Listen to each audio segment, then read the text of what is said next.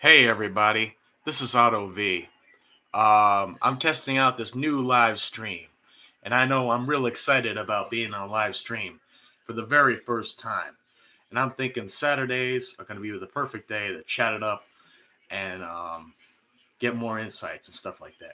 So, first of all, I'm thinking to myself, my first live podcast, I think I'm going to talk about what the future holds. Now, what the future holds is very unclear because there's lots of different things that go into like what the future will actually hold. So some things we have happen to us are positive, some things we have happen to us are negative. What is the best approach to tackling to get a good future? Well, in my opinion, the best way to get a good future is to be interactive and to strive to reach a goal. So if you have a goal, working towards it every day, little pieces of work every single day adds up to a lot. But it's the same thing if your goal is to get fit, you have to work out every single day. So if you work out like every single day, maybe you go running for 10 or 20 minutes a day. I mean, over a span of a year, that's going to be a huge difference. The same thing goes with your work. You read a little bit every single day, and you become really proficient. And I'm thinking also like you want to be agreeable rather than disagreeable. So if you got a class, you have to focus on what that class is actually teaching, to be able to advance in it. So you have to be willing to read even if you don't enjoy, which means like if you read it and you don't enjoy it, you're an agreeable person, and you'll therefore attain a higher status within that because you've expanded your horizons to where you're not just doing what you want to do. You're being an agreeable person. So I think that's key basically. That if you're not an agreeable person, things aren't always going to go good. Now there's some times where you want to disagree. Now on the extreme end of perspective, sometimes being a disagreeable person can actually pay off big. But that those are random and rare um, kind of moments. So on the extreme end of this perspective, that might be something that is a rare instance. So if you're let's say like you make like a world class beat, the majority of the time the beat's not going to pay off. But if you get it to the right person at the right time and things jump off and it's just a random circumstance and you found an arbitrage opportunity to make an abnormally large profit off something, then you being a disagreeable person is great because you have faith in it, and the fact that you had faith in it and you pursued it and you did your own thing led to this arbitrage opportunity. So that's what I'm saying, that on the whole, being agreeable does pay off more than being disagreeable. But if you're disagreeable, sometimes you can get an arbitrage opportunity.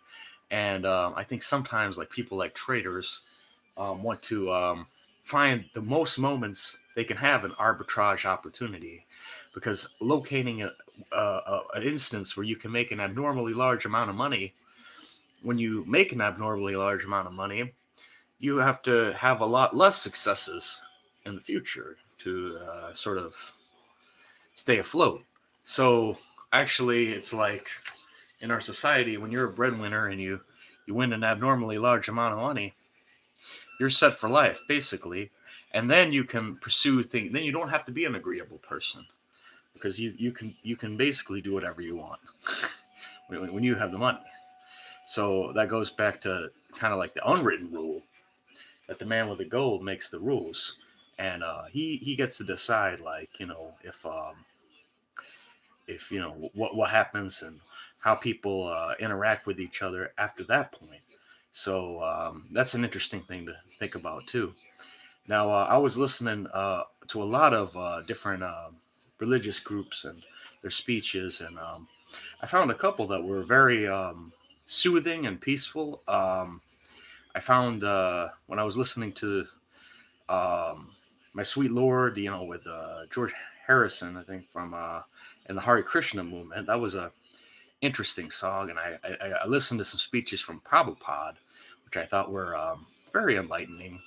I think even though I don't agree with absolutely everything he says, I think that he does have some interesting insights and different things that are of value, and I think that it does ring true to me to some degree. And even sometimes watching the president's speeches can be interesting at times, even though I don't agree with everything he says. But I mean, sometimes he does say some things that I find are interesting. So I mean, it depends on a lot of things. I mean, you don't have to necessarily agree with everything everyone says, but you can agree with certain points and agree with the points that you agree on, and maybe try to be an agreeable person that way, and that could pay off, I think, in a lot of ways. So yeah, this was my, this is kind of my first time streaming live, so I'm not really sure how many people are interacting with me right now. But I think that this is a pretty cool feature of the YouTube experience.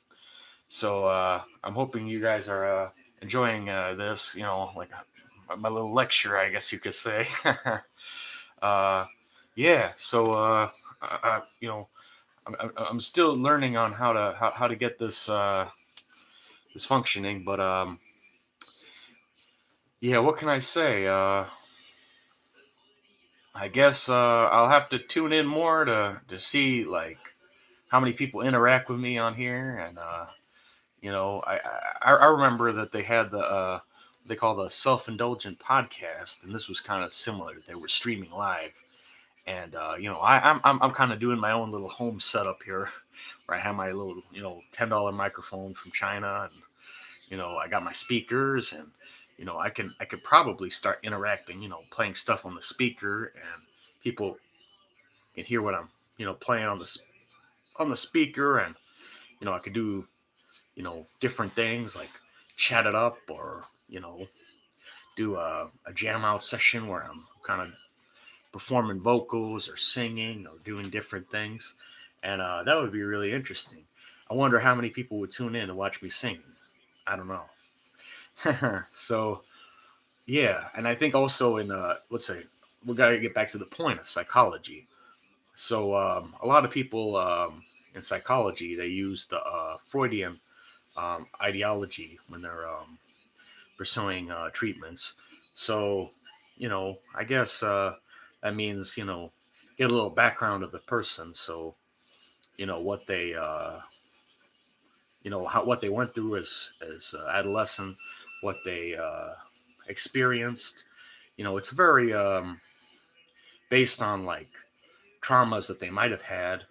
How can they better themselves and different things?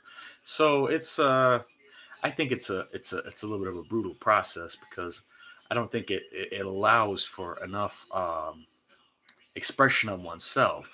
So I myself like things where you can journalize your thoughts, and